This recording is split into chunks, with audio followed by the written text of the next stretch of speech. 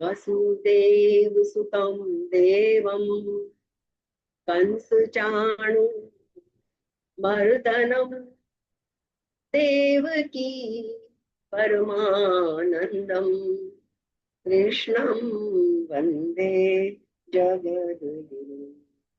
जगद्गुरु श्री कृष्ण के चरणों में प्रणाम और आप सबको हृदय से नमन। गीता की महिमा। गीता हृदय भगवान का सब ज्ञान का शुभ सार है। इस शुद्ध गीता ज्ञान से ही चल रहा संसार है।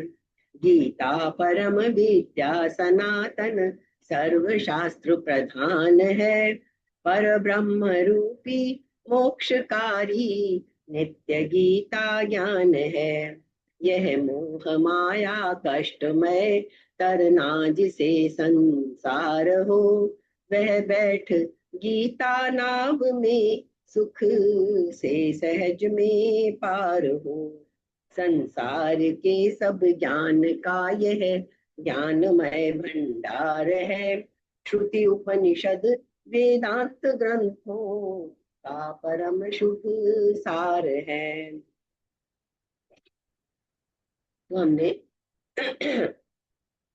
20वां और 21वां, 19वां श्लोक बहुत मुश्किल था, इसलिए हमने बहुत डिटेल में समझा था, समझना मुश्किल था उसको। फिर 20वां 21वां हमने बहुत अच्छी तरह समझ लिया। अब 22वां श्लोक जो मैंने पिछली बार भी चर्चा की थी, गीता का ऑलमोस्ट सेंटर पॉइंट है, मध्य बिंदु है और बहुत फेमस श्लोक है। आपने LIC के उसमें भी देखा होगा, इस तरह हाथ बना के और वो एक लिखा रहता है लोगों सा योगक्षेमम वहाम्यहम्, ये यहीं से लिया हुआ है। तो अब यह है कि जो त्रयी धर्म का आश्रय लेते हैं उनको तो देवताओं से प्रार्थना याचना करनी पड़ती है। हमने देखा था ना भाई, स्वर्ग की कामना करते हैं तो देवताओं से याचना करनी पड़ती है, मुझे ये हो जाए, ये मिल जाए, ये हो जाए। परंतु भगवान कहते हैं जो केवल आश्रय लेते हैं, कोई देवी देवताओं का नहीं, जो केवल भगवान का, उस परमात्मा का, परम सत्ता का आश्रय लेता है, उनको अपने योग क्षेम के लिए मन में चिंता, संकल्प अथवा याचना कुछ नहीं करना पड़ता। इस श्लोक में इतनी सुंदरता है, इतना स्पष्ट बताया गया है कि जो हम करते भी हैं, हम अच्छे काम पुण्य करते हैं, और बहुत सारे यज्ञ हवन तप सब बहुत सारे चीजें करते हैं, लेकिन सब में हम याचना करते रहते हैं। आप कभी गौर करके देखिए, चाहे माता की चौकी कर रहे हैं, चाहे कोई और कर रहे हैं, यज्ञ कर रहे हैं, हवन कर रहे हैं, सब में हमारी सबसे पहले याचना रहती है कि भाई यज्ञ करते हैं तो भी हम बोलते हैं यजमान का परिवार में सब सुखी हो, उन्नति हो, ये हो। तो यहाँ इस श्लोक की सारी महत्वपूर्ण बात यही है कि इसमें भगवान कहते हैं कि हम कुछ भी करें, कुछ भी देवता की वो करें, हमें उसमें या तो हमारे मन में चिंता रहती है, या संकल्प बहुत तगड़ा करना पड़ता है, जिसे हम जानते हैं कि संकल्प यदि दृढ़ हो तो इच्छा पूरी हो जाती है, और या फिर याचना करनी पड़ती है, भाई हमसे कुछ नहीं होता भगवान, तुम जानो, ये कर दो। लेकिन इस श्लोक में ये बताया गया है कि जो लोग किसी और का आश्रय ना लेकर सिर्फ उस परम सत्ता का, परम चेतना का आश्रय ले लेते हैं, उन्हें फिर ना तो मन में चिंता रहती है, ना कोई उन्हें संकल्प करना पड़ता है कि मुझे तो पाके ही रहना है, और ना याचना करनी पड़ती है, कुछ मांगना ही नहीं है। ये बात भगवान इस आगे के श्लोक में बताते हैं। इस श्लोक को बहुत अच्छे से समझिए। अनन्याश्चिंतयन्तो माम, अनन्याश, अनन्य भाव से, अनन्याश्चिंतयन्तो माम ये जनः पर्युपासते तेषां नित्याभियुक्तानां योगक्षेमं वहाम्यहम्। ये चौथा पार्ट इसका, जो आप सब जगह देखते हैं, मैंने बताया LIC के उसमें भी योगक्षेमं वहाम्यहम्। तो क्या कह रहे हैं इसमें, ये अनन्यः जनः, जो अनन्य भक्त, अनन्य भक्त, साधारण भक्त नहीं कहा है, अनन्य भक्त। अनन्य का मतलब जो किसी और की भक्ति में नहीं लगा है कि मुझे ये देवी देवता है, मेरे ये इष्ट है, मुझे इसकी करनी है, मुझे इसकी करनी है, वो नहीं। अनन्य भक्त यानी जो सिर्फ परमात्मा का भक्त है। माम चिंतयंत है, जो अनन्य भक्त मेरा चिंतन करते हुए हर वक्त, हर घड़ी, हर क्षण सिर्फ प्रभु को याद करते हुए पर्युपासते, क्या करते हैं, संधि विच्छेद करके देखिए, परि उपासते, मेरी भली भांति उपासना करते हैं। क्या करनी पड़ती है भगवान की उपासना। ये उपासना शब्द इतना गहरा अर्थ रखता है, हम समझेंगे अब इसको। ये नहीं कहा भगवान ने जो मेरी पूजा करते हैं या मेरी प्रार्थना करते हैं या ये मुझे मानते हैं, ये नहीं। वो कहते हैं जो भली भांति मेरी उपासना करते हैं, नित्याभियुक्ता नाम, मुझ में निरंतर लगे हुए, तेषाम, उन भक्तों का, योगक्षेमम, योगक्षेम, योगक्षेम क्या होता है? एक वैसे तो हम बहुत डिटेल में समझेंगे, पर एक मोटा मोटी समझे तो योगक्षेम का मतलब है अप्राप्त की प्राप्ति, जो हमें प्राप्त नहीं है उसकी प्राप्ति, और प्राप्त की रक्षा, जो कुछ प्राप्त है उसकी रक्षा, और जो हमें नहीं प्राप्त हुआ है उसकी प्राप्ति, यह है योगक्षेम का मतलब।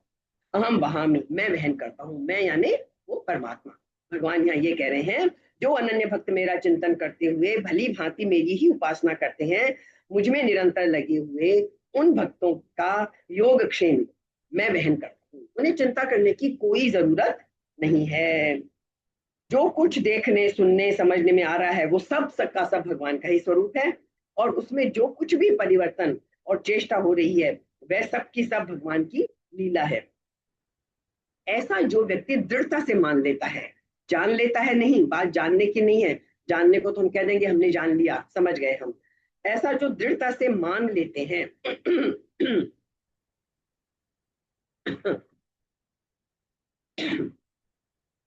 जो दृढ़ता से मान लेते हैं,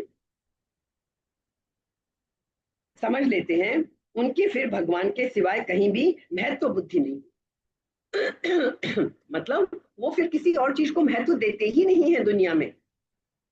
हमारे लिए आज दिन भर महत्व किन चीजों का बना हुआ है?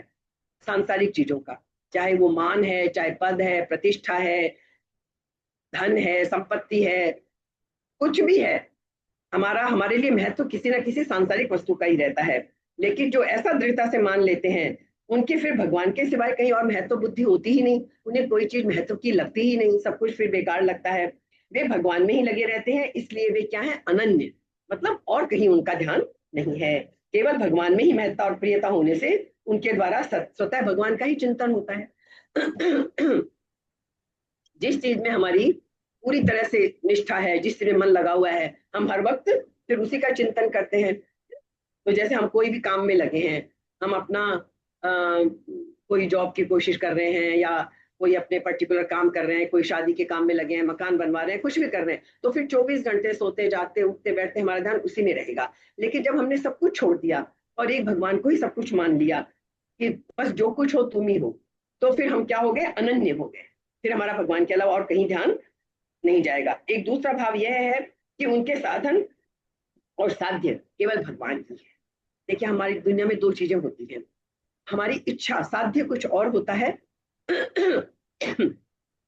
और उसको पाने के लिए हमारे साधन कुछ और होते हैं, ठीक है ना? जैसे हमें कोई एग्जाम पास करना है, हमें आईआईटी, आईआईएम या आईएएस कोई भी एग्जाम पास करना है, ये हमारा साध्य है, हमारा गोल है, हमारा लक्ष्य है, और इसको पाने के लिए फिर हमें साधन चाहिए। ऐसे ही बैठे बैठे तो आईएएस या कोई बड़ी एग्जाम आप पास कर नहीं लेंगे, तो फिर उसके लिए क्या करेंगे? कोचिंग करेंगे, खूब अध्ययन करेंगे, हेल्प लेंगे, पेपर सॉल्व करेंगे, मतलब उसके लिए आपको साधन चाहिए। तो साध्य आपका अलग हो गया, उस एग्जाम को क्रैक करना, और साधन अलग हो गया, उसके लिए मेहनत करना।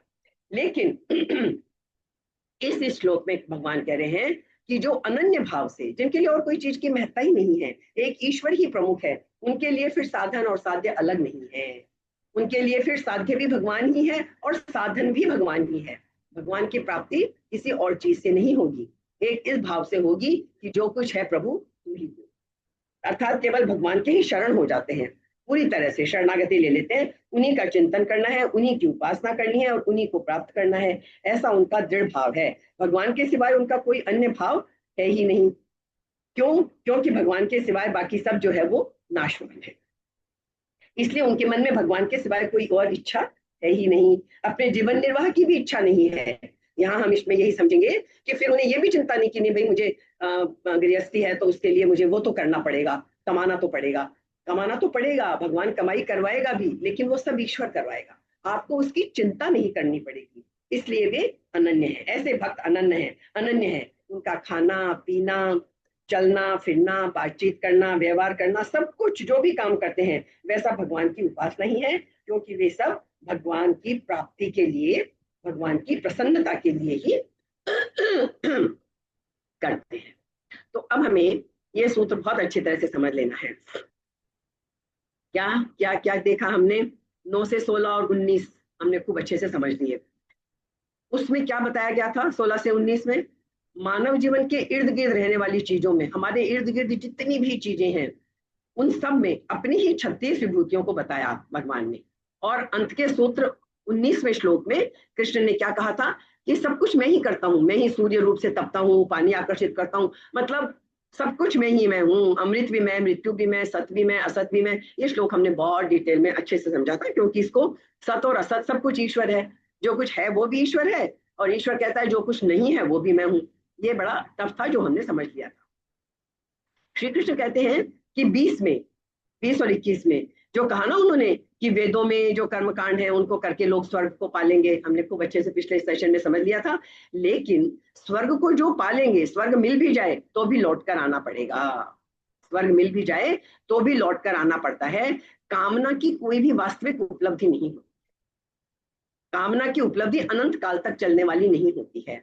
जो भी चीज, इसीलिए गीता बार बार क्या कहती है, सब कुछ करो और सब कुछ तुम्हें मिलेगा, सब कुछ प्राप्त करो, लेकिन निष्काम भाव से। ये भाव बदलना है, निष्काम भाव से करना है, क्योंकि कामना के साथ कोई चीज उपलब्ध हो भी गई तो वो यथार्थ नहीं होगी।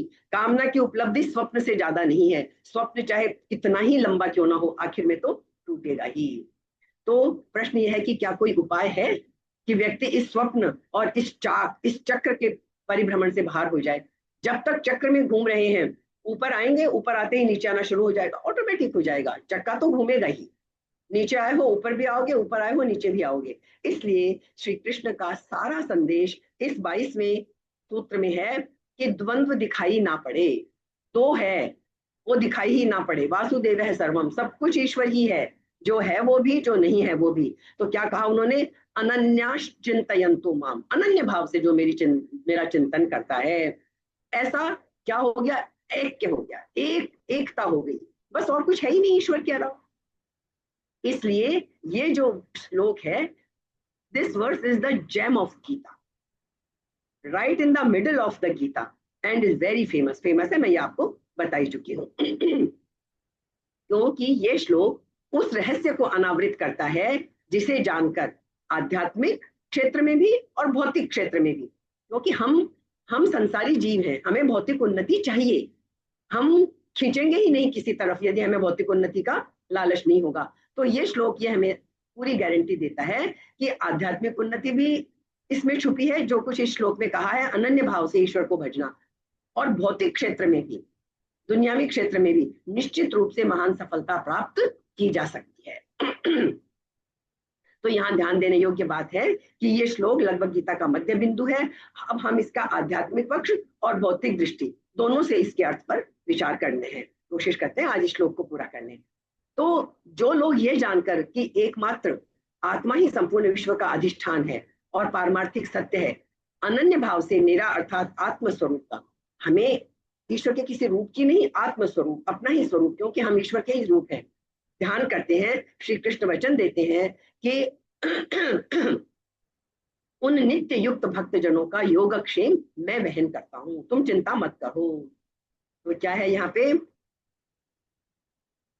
योग का अर्थ यहाँ क्या है? अधिक से अधिक आध्यात्मिक शक्ति, और क्षेम का अर्थ है अध्यात्म का चरम लक्ष्य परमानंद की प्राप्ति, जो यज्ञ का फल है। इन योग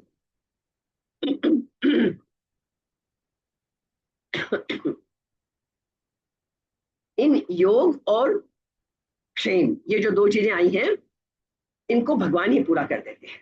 तो अब यदि हम इसे व्यावहारिक जगत के विभिन्न कार्य क्षेत्रों में दिन रात परिश्रम करने वाले लोगों के लिए सफलता का भेद बताने वाला माने, तब भी यही श्लोक उस रहस्य को बताता है जिसके द्वारा संसारी लोग अपने जीवन में पूर्ण सफलता प्राप्त कर सकते हैं।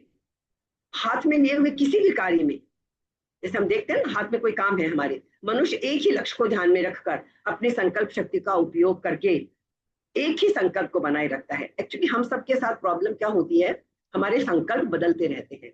हमारा एक ही संकल्प रहता ही नहीं। दुर्भाग्य की बात है कि सामान्य जन एक ही संकल्प बनाए रख ही नहीं पाते हैं, इसलिए उनका लक्ष्य सदैव परिवर्तित होता रहता है। आज लक्ष्य एक है, उसमें कोई दूसरा भी बीच में जुड़ जाएगा, कभी तीसरा भी जुड़ जाएगा, परिवर्तित होता रहता है। और फिर क्या होता है, उनसे दूर और दूर होता जाता है।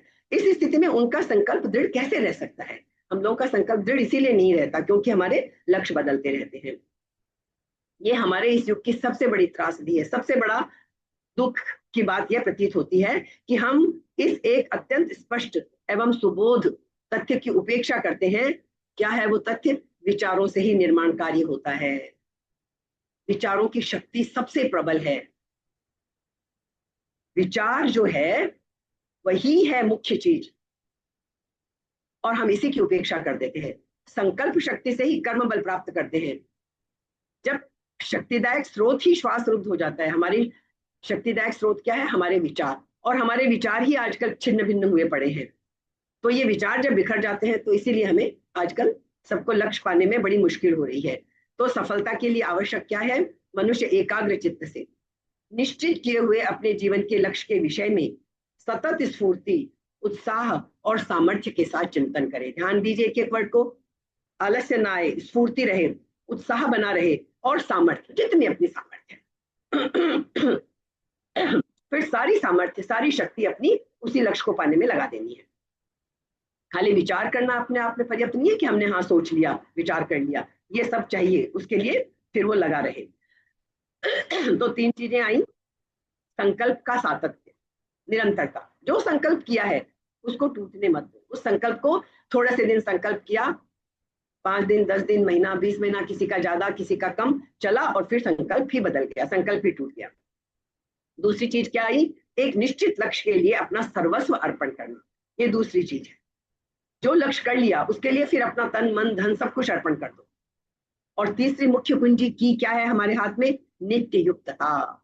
ये जो कहा है श्लोक में, नित्य युक्तता अर्थात आत्मसंयम। जीवन में दर्शनीय व गौरवमय सफलता पाने के लिए आत्मसंयम आवश्यक है।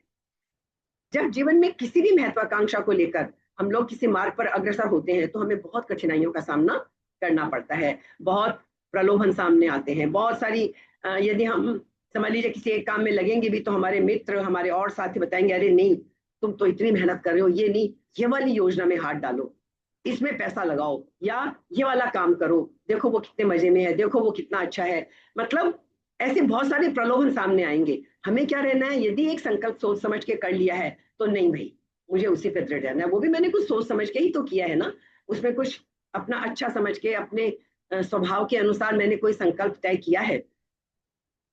सबको अपने स्वभाव के अनुसार करना पड़ता है।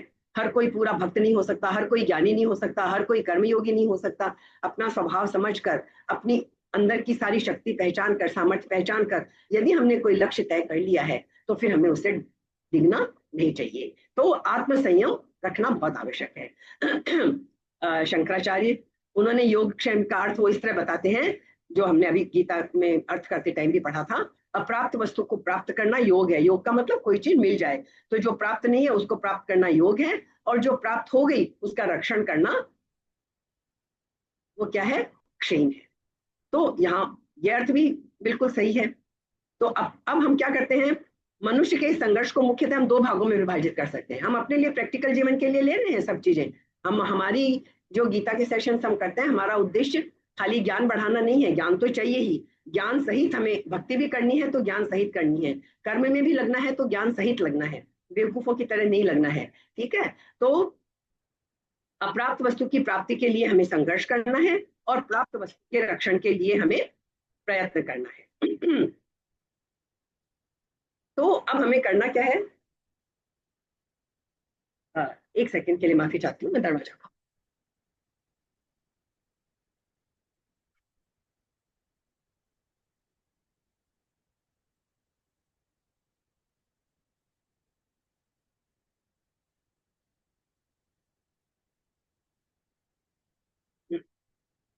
सॉरी।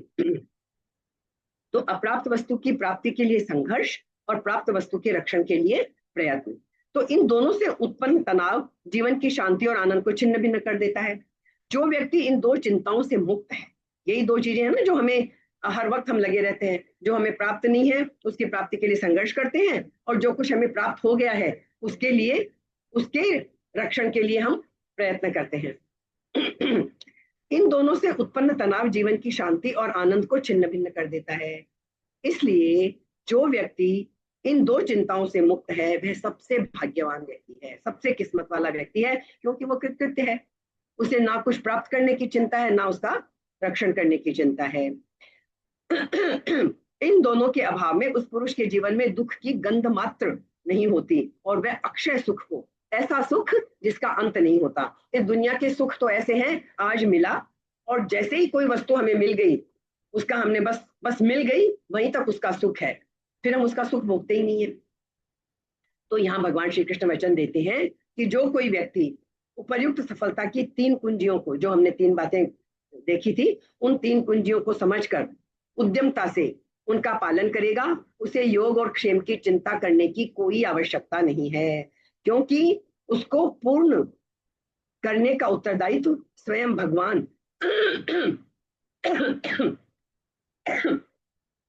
स्वेच्छा पूर्वक निभाते हैं। और भगवान शब्द से तात्पर्य क्या है? इस जगत और उसमें होने वाली घटनाओं के पीछे जो शाश्वत नियम काम कर रहा है उसे समझना चाहिए। देखिए, यहाँ भगवान से मतलब कोई हमें किसी रूप आकृति उसकी बात नहीं कर रहे, उस परम चेतना की बात कर रहे हैं। इसलिए जो हमने सारी चीजें देख ली, अब हम इस 22वें श्लोक का जो हमने अर्थ देखा, 3 बातें समझने जैसी हैं जो हमने बात करी। एक, निष्काम भाव से जो मुझे उपासते हैं, निष्काम भाव से, ये बात सबसे बड़ी है, लेकिन यही बात सबसे ज्यादा कठिन है, यही बात हम लोगों के लिए सबसे ज्यादा कठिन है। और यही उपासना वर्ड जो मैंने आपको कहा था, उपासना और वासना का यही भेद है। एक्चुअली सचमुच गौर करिए, थोड़ा निर्मम होकर कह रही हूं, हमारी तो उपासना भी वासना ही है। आज एक हम इसी पॉइंट को समझते हैं, जो कि मैंने कहा ना, कल माता की चौकी में भी गए, हम सब जगह कहीं भी जाते हैं, हर वक्त हमारी एक लंबी लिस्ट रहती है भगवान के सामने। जो भी कुछ हम स्वास्थ्य मांगेंगे, धन मांगेंगे, संपत्ति मांगेंगे, संतान मांगेंगे, यश मांगेंगे, मान मांग, कुछ भी है, जो मिला हुआ है उसकी रक्षा की प्रार्थना करेंगे, जो नहीं मिला है उसको पाने की प्रार्थना करेंगे। तो इसलिए बड़ी कठिन है ये निष्काम होना। हम परमात्मा के पास भी जाते हैं तो परमात्मा के लिए नहीं जाते, परमात्मा के पास परमात्मा के लिए जाना यदि हम सीख जाएं तो सारी प्रॉब्लम खत्म हो जाती है। ये इसीलिए कह रही हूँ, ये श्लोक बहुत महत्वपूर्ण है यदि साधना के पथ पे आगे बढ़ना है। यदि दुनिया में ही उन्नति पानी है और करना है तो इसका ये अर्थ ले लीजिए कि संकल्प से ही सिद्धि होती है। संकल्प दृढ़ रखिए, काम में जुट जाइए, दुनिया की चीजें मिलती रही। एक अनन्य भाव से उस संकल्प में ही जुट जाइए। जो भी संकल्प दुनियावी वस्तु को पाने का किया है, उस संकल्प में जुट जाइए। इस श्लोक के अनुसार वो संकल्प पक्का, वो सिद्धि आपकी होकर रहेगी यदि अनन्य भाव से किया। संकल्प, अपना लक्ष्य बदला नहीं बार बार, तो आपकी वही कामना पूरी हो जाएगी। लेकिन हम तो परमात्मा के पास भी जाते हैं, हमें इसीलिए परमात्मा नहीं मिलता है क्योंकि हम परमात्मा के पास परमात्मा के लिए जाते ही नहीं है। परमात्मा के लिए नहीं, कारण कुछ और ही होता है। कोई बीमार है इसलिए मंदिर जाता है, कोई बेरोजगार है इसलिए मंदिर जाता है, कोई गरीब है इसलिए मंदिर जाता है, कोई निसंतान है इसलिए मंदिर जाता है। जो किसी भी कारण से मंदिर में जाता है तो वो मंदिर में तो पहुंच ही नहीं पाता है। शरीर भीतर प्रवेश कर जाएगा, मूर्ति भी सामने आ जाएगी भगवान की, लेकिन उपासना नहीं हो पाएगी, क्योंकि जहां वासना है वहां उपासना संभव नहीं है।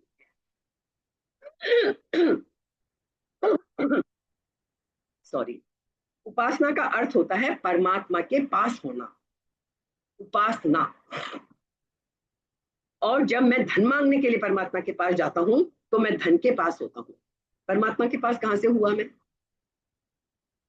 ठीक है ना, मेरी मांग ही मेरी निकटता है। जो हम चाहते हैं वही हमारे निकट है, जो कुछ हम चाह रहे हैं, जो कुछ हमारी वासना है, वही वही मेरे निकट है, भगवान मेरे निकट नहीं है।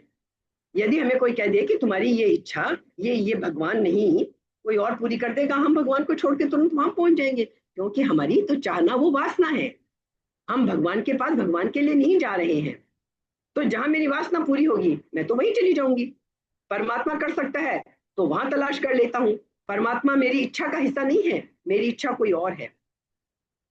एक इसके लिए बहुत सुंदर कहानी, भले थोड़ा सा समय लग जाए पर सुनिए, आपको बहुत अच्छी लगेगी। रामकृष्ण परमहंस का नाम आप सब जानते हैं, स्वामी विवेकानंद का आप सब जानते हैं, किस तरह से वो गुरु बने थे, उनके कैसे। तो अब आप ये देखिए कि स्वामी विवेकानंद जो है वो रामकृष्ण के पास गए। तो रामकृष्ण ने विवेकानंद को मतलब बहुत कठिनाई में थे विवेकानंद, पिताजी चल बसे थे, बहुत कर्ज छोड़ गए थे, घर में भूख के सिवाय कुछ नहीं था। विवेकानंद सड़कों पर घूमकर भूखे प्यासे वापस लौट आते थे, और माँ दुखी ना हो कि बेटा भूखा है, माँ संतान का दुख नहीं दे सकती, खुद भूखी रह लेती है। तो माँ से कहते थे, अरे माँ आज तो ना फला फला दोस्त के यहाँ इनविटेशन था, और बस ऐसे हंसते हुए घर में आते थे, पेट पे हाथ फेरते हुए, मानो पेट बहुत भरा हुआ है, जैसे हम ऐसे डकार लेते हुए इस तरह से घर में आते थे। तो रामकृष्ण को पता चला, तो रामकृष्ण ने कहा तू तो बड़ा पागल है भाई, तू जाकर मंदिर में माँ को क्यों नहीं कह देता, काली माँ को क्यों नहीं कह देता, अपनी तकलीफ कह दे। रामकृष्ण ने कहा, तो विवेकानंद टाल भी नहीं सके, भाई गुरु कह रहे हैं, चले गए। दरवाजे पर रामकृष्ण बैठे हैं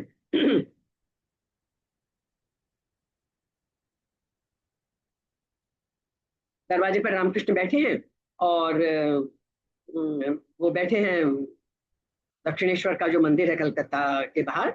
विवेकानंद को धक्का देकर उन्होंने अंदर भेज दिया कि जा माँ से कह दे, सब कुछ ठीक हो जाएगा, उस पर छोड़ दे, वो योगक्षेम संभाल लेगी तेरा। योगक्षेम, भगवान मतलब जहां भी आप भगवान को देखते हैं, आप यदि अपने गुरु में भगवान को देखते हैं, पर भगवान को देखना पड़ेगा। हम गुरु को हाड़मास का व्यक्ति समझ के नहीं कि इनके पास सिद्धि है और ये मेरी सिद्धियों से इच्छा पूरी कर देंगे, वो नहीं। आप गुरु को माने, किसी देवी देवता को माने, किसी को भी माने, पत्थर को ही लेके पूज ले, पर उसमें आपको ईश्वर भगवान को मानना पड़ेगा, कण कण में भगवान है। तो उन्होंने विवेकानंद को भेज दिया। विवेकानंद भीतर गए, उन्होंने कहा था भाई गुरु ने कहा है, घंटा बीत गया। रामकृष्ण झांक कर देखते हैं, विवेकानंद हाथ जोड़े खड़े हैं, आंख से आंसू झर रहे हैं। रामकृष्ण प्रतीक्षा करते हैं, और घंटों बीत, घंटा एक घंटा फिर बीत गया, फिर आवाज देते हैं। विवेकानंद बाहर आते हैं, खूब आनंदित हैं, आंसू फूल की तरह मुस्कुरा रहे हैं, चित्त आनंद से भरा है, नाचते हुए बाहर आते हैं। रामकृष्ण कहते हैं, कहा था मैंने पहले ही, कह क्यों नहीं देता माँ को कि वो सब संभाल लेंगी, तेरा योगक्षेम सब कुछ। विवेकानंद ने कहा, कौन सी बात संभाल लेंगी। विवेकानंद भूल ही गए कि मैं अपनी भूख और घर की दरिद्रता दूर मांगने गया था। रामकृष्ण ने कहा, मैंने कहा तो था कि जाके माँ को बोल दे कि मेरे घर में कुछ भी नहीं है। विवेकानंद ने कहा, अरे वो तो मैं भूल ही गया, वो तो मैं माँ को कहना ही भूल गया, वो तो मुझे याद ही नहीं रहा। उनके इतने पास था, उनका होना, विवेकानंद का माता के पास होना इतना पास, इतना करीब था, उन दोनों के बीच में किसी तीसरे चीज के होने की जगह ही नहीं थी। कहाँ भूख थी, कहाँ घर की गरीबी थी, उन्हें तो बस माँ के समीप इतनी समीपता मिल मिल गई, और वो आनंद में डूब गए। रामकृष्ण ने फिर से कहा, पागल तू जा, फिर से जा, ऐसे तेरी हल नहीं होगी समस्या, माँ भी नहीं सुनती है, अगर बच्चा रोए नहीं तो माँ भी दूध नहीं पिलाती है, जा और कह, रो रो कर कह माँ को। विवेकानंद को फिर भेजा, फिर वे वापस आ गए, फिर वही आनंद से भरे हुए, लेकिन फिर भूल गए थे। रामकृष्ण ने कहा, इसमें भूलने की क्या बात है। तो राम विवेकानंद ने क्या जवाब दिया, ध्यान से सुनिए। विवेकानंद ने कहा, भूलने का सवाल ही नहीं है, इतने पास हो जाता हूं कि दूसरी कोई चीज बीच में आए, इसके लिए जगह, स्पेस, स्थान ही नहीं बचता। क्या मांगू मैं, इतना पास हो गया हूं माँ के जाके कि अब कोई कोई चीज के लिए स्थान ही नहीं बचा, कैसी भूख, कैसी गरीबी। तो रामकृष्ण ने कहा, इसीलिए मैं बार बार तुझे भेज रहा था। रामकृष्ण तो पहुंचे हुए थे, इसीलिए बार बार भेज रहा था। मैं जानना चाहता था कि अभी वासना बनी है या उपासना भी बन सकती है, तो अब तुम्हारी वासना उपासना में बदल रही है। तो वासना और उपासना का यह फर्क है, समझ में आ गया अपने समझ में। वासना हमेशा सकाम होगी, हमें कोई ना कोई चीज की इच्छा होगी, कुछ मांगने के लिए होगी, तो जो हम मांगते हैं वही श्रेष्ठ है। फिर तो हमारे लिए जो हम मांग रहे हैं वो श्रेष्ठ है ना, उपासना कहाँ श्रेष्ठ हुई हमारे लिए, है ना। जिससे हम मांग रहे हैं वो भी हमारे लिए श्रेष्ठ नहीं है, भगवान से मांग रहे हैं, देवी देवता से मांग रहे हैं, हमारे लिए हमारी मांग श्रेष्ठ है, उससे मिल रहा है इसलिए हम उसको श्रेष्ठ मान लेते हैं, लेकिन है हमारी मांग ही श्रेष्ठ है। उपासना का तो अर्थ यह है कि एक नया जगत शुरू हुआ किसी के पास होने का, जिसमें कुछ भी मांगना ही नहीं है, बस जिसके पास होना, बस हम उसके साथ हैं। जैसे प्रेम, जब असल में प्रेम होता है, तो जो बोलते हैं ना, प्रेमी प्रेमिका, प्रेमी और प्रेमिका, प्रेमिका का बात यहाँ स्त्री पुरुष की नहीं है, कोई भी, जहां भी दो के बीच में प्रेम होता है, तो बस वहां कोई चीज नहीं चाहिए होती है, वहां बस दो का साथ होना, बस उतना ही काफी होता है। तो जब ईश्वर से प्रेम हो जाता है, सचमुच प्रेम, तो फिर कोई मांग नहीं बचती है, बस हम ईश्वर के साथ हैं, बस इतना ही बहुत हो जाता है, सब कुछ मिल जाता है, स्वर्ग, मोक्ष, फिर कोई चीज की नहीं, बस जिस जो हमारा प्रेमास्पद है उसके हम पास है। तो निष्काम साधना का अर्थ है परमात्मा को चाहना, और उसके लिए ही चाहना, किसी और कारण से नहीं।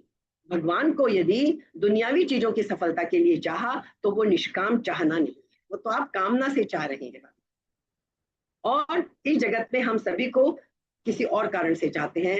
निर्मम होकर सोच लीजिए, इस दुनिया के तो रिश्ते भी, हम रिश्ते भी सिर्फ इसीलिए निभाते हैं कि हमारी कहीं ना कहीं उनसे कोई इच्छा जुड़ी हो।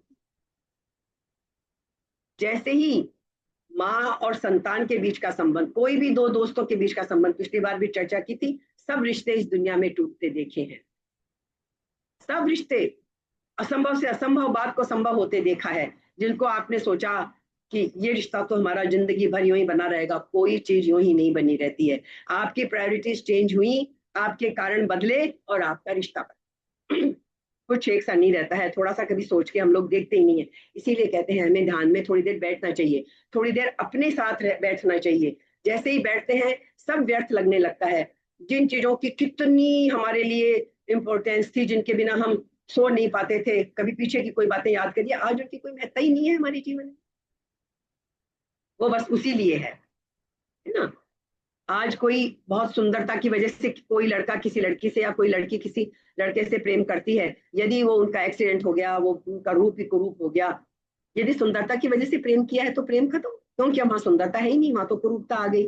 कोई धनी है, पैसे के लिए आपने किसी से प्यार किया है, पैसा खत्म हुआ, वो कंगाल हुआ, आपका प्रेम खत्म हो गया। तो इस जगत में हम जितने भी संबंध बनाते हैं वे सभी सकारण है। सभी सकाम है, इसी वजह से आदत के वश हमारी आदत पड़ी हुई है। हम कारण से संबंध बनाते हैं, हम परमात्मा से भी कारण का संबंध बनाते हैं, आदत पड़ी हुई है ना हमें। हम तो ईश्वर से भी संबंध सकाम भाव से बनाते हैं कि ईश्वर, यदि हम थोड़े ऊंचे हैं तो चीजें नहीं मांगते हैं, तो भी हमें यह रहेगा कि अरे अकेले तो नहीं है, दुनिया तो कोई साथ देती नहीं है, चलो ये भगवान तो मेरा साथ देगा कम से कम अंत तक। इच्छा हमारी यहाँ भी ये है। कोई, हम भगवान की प्रार्थना भी कैसे हैं, सुदर्शन भगवान के नयन कितने सुंदर हैं, तुम तो बड़े मनमोहक हो, तुमने सबको रचा, तुम सबके पालनहार हो, तुम तो जो पतित है उनके भी सहारे हो, तुम तो पापियों का उद्धार करते हो, लेकिन सबके पीछे therefore therefore therefore, इसलिए इसलिए तुम तो भगवान सब कुछ ऐसे हो, है ना, इसलिए। तो मतलब यदि भगवान पापियों का उद्धारक नहीं है, भगवान की आंखें सुंदर नहीं है, उनका रूप सुंदर नहीं है, वो मनमोहक नहीं है, तो फिर क्या होगा? क्या हम भगवान को नहीं चाहेंगे?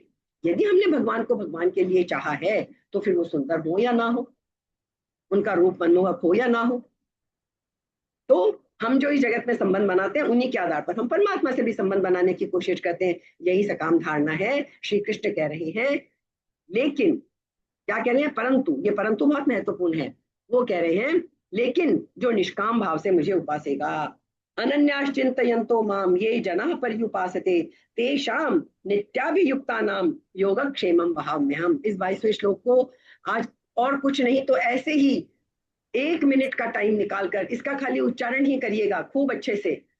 ये उच्चारण करने में भी ये श्लोक बहुत आनंद देता है। अनन्याश्चिंतयन्तो माम ये जनाः पर्युपासते तेषां नित्याभियुक्तानां योगक्षेमं वहाम्यहम्। इतनी बड़ी गारंटी भगवान दे रहा है, कोई चिंता नहीं, योग और क्षेम तुम्हारा सब कुछ वो ईश्वर वहन करेगा, दुनिया की सारी चिंता भी तुम्हारी वो वहन करेगा। लेकिन हमें उसके लिए इतना निष्काम भाव से उसको सेना पड़ेगा, उसकी सेवा करनी पड़ेगी अकारण। तो इसलिए निष्काम साधना पर हमने देख लिया हम नहीं कर पाते हैं, बड़ी कठिन है। आदमी सोच भी नहीं पाता है निष्काम भाव से साधना करने की बात। कोई आदमी चाहता है मन अशांत है इसलिए साधना करूं, दुखी हूं इसलिए करूं, दुनिया की चीजें ही नहीं होती, अंदर के भावों के लिए भी संताप है, चिंता है, इसलिए अकारण। अकारण तो हमारी भाषा, अकारण की भाषा हमें समझ ही नहीं आती है। कि हम अकारण कैसे भगवान की पूजा कर ले, अकारण कैसे सेवा कर ले। इस जगत में जो कुछ भी महत्वपूर्ण है सभी अकारण घटित होता है। यदि गौर से देखें तो संसार में जो कुछ हो रहा है उसके पीछे कोई कारण नहीं होता है।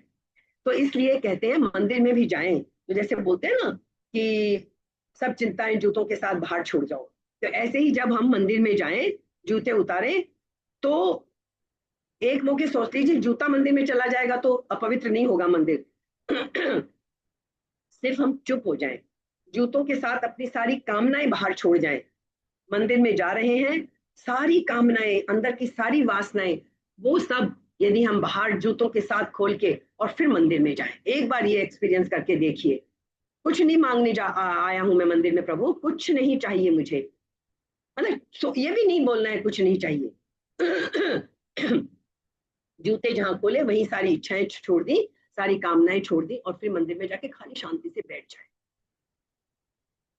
ये कभी अनुभव करके देखना है। अच्छा, मांग फिर कोई भी क्यों ना हो, किसी भी तरह की मांग नहीं चाहिए, रत्ती भर भी नहीं। यदि कहे भी प्रभु कि मांग ले, कुछ मांगना है तो तो भी ये लगे कि नहीं, खोजने से भी कोई मांग है ही नहीं मेरे अंदर,